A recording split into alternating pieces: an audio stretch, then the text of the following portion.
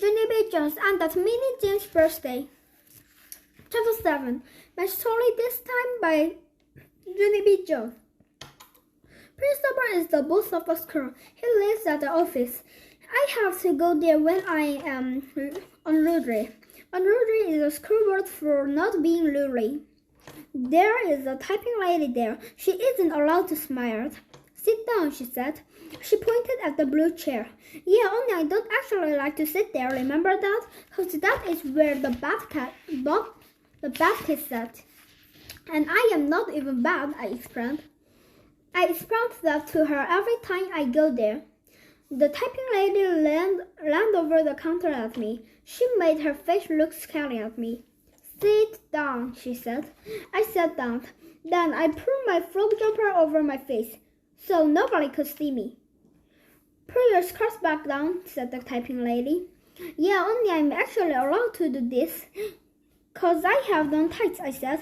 'Cause see them, they are green with the little tassels on them. Just then I heard Principal's voice. Where were Junie B. Jones? What a surprise, he said. My mouth dropped all the way open. Hey, I heard from under my dress. How did you know it's me under here? 'Cause you can't even see my face. Lucky girl, said Principal.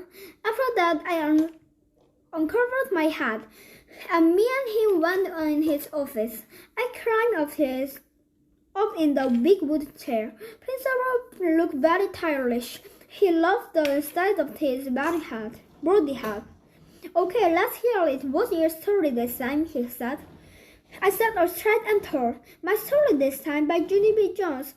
Once upon a time, I did get invited to a mini boy's birthday, and I'm the only one in all of the alumni who isn't going. And so that's how come I was moving today. Only mother brought me to school very strict. And then I was buzzing bee. Only crybaby William is a squirrel, and Lucille wouldn't be a good twin. And so the missus yelled at me. And that's how come I had to twist that Jim's hat. And now I am sitting here in this big wooden chair. I fold my hands on my lap. The end. Principal put his hat down on his desk. I peeked at him. Are you laying low? I whispered. He sat up again. Then he called my mother on the telephone. Those two talked very often. This time they talked about the birthday party and how I'm not invited.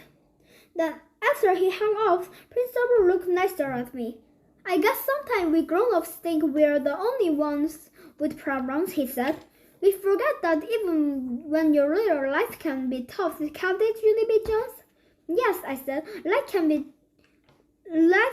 can get you good. After that, me and him went out of his office, and he lifted me into the blue chair again. I want to wait here a minute, he said. There's someone I have to talk to before I can get this started. Yeah, only guess what? I don't actually want to sit in this chair, I explained.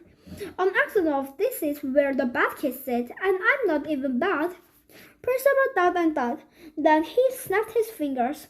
I think I might have the perfect solution, he said. He went in his office and brought a giant shopping bag. What if we hide you under here? He asked. If we hide you under this bag, no one will be able to see you at all. I jumped up and down very excited, 'cause hiding is my favorite thing in the whole world, that's why. Principal sat me down in the chair. He put that giant shopping bag over my head. Hey, who turned out the lights? I said. Then I laughed and laughed, 'cause that is called comedy, of course. I bended my knees and pulled them under my back. I hugged them real tight. Now all you can see is the tippy toes of my shoes, I said, very happy. This is the perfect solution I ever saw. And so, how did you even think of it? Wonderful thing, I asked. Only Principal didn't answer me back, 'cause he probably went back to his office suddenly. After that, I hide inside my bag. I hid a little long time. It was a jillion years, I think. Guess what? This is taking longer than a minute, I said from inside there. The typing lady didn't answer me. Yeah, only guess what else? My knees are very banded and squished in here, I said. And so this isn't good for my circulation probably.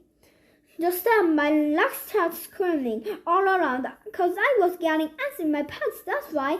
Hey, doesn't anybody have ears? Get me out of here right now, 'cause I am at the end of my load in this thing. Plus also, I ain't getting ants in my... All of a sudden, someone yanked the backlight off my head. It was the scary typing lady. Pants, I said very soft. She took me back into principal's office. And guess what? That Jim was in there. He was sitting in the big wooden chair, and principal was frowning at him. Ginny B, our friend Jim is here. Here has something he wants to say to you. Don't you, Jim? Asked principal. That minute Jim didn't answer. He kept on looking at his feet. Principal tapped his fingers. We're waiting, Jim, he said. Then that Jim did a heavy breath, and he said the words, I'm sorry. Principal raised up his eyebrows. Sorry for what, Jim? Tell Ginny B what you're sorry for. Then Jim stared at Fit some more. I'm sorry I didn't give her an invitation to my party, he said very grumpy. But your mother told you to, didn't she, Jim? Didn't she, Jim? Said Principal. Your mother told you to give an invitation to every single person in your class, but you got mad at Ginny B, and you decided not to give her one. Isn't that right? That mini boy did his shoulder up and down. I guess, he said a little soft. Principal crossed his arms. And so what are you doing to correct the problem? He asked. The Jim waited and waited. Then, all of a sudden, he got down from his chair, and he holded out an invitation to me. My stomach did a fluffy fluff. For me? Is that really for me? I asked. I said very squirrely.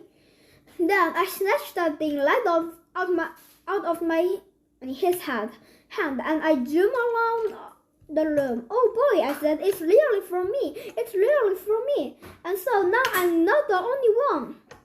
I zoomed all around the big wooden chair. Principal looked nervous at me. He hurried off and opened his door. Then I zoomed right out of there. And I didn't stop till I got to room 9. The end.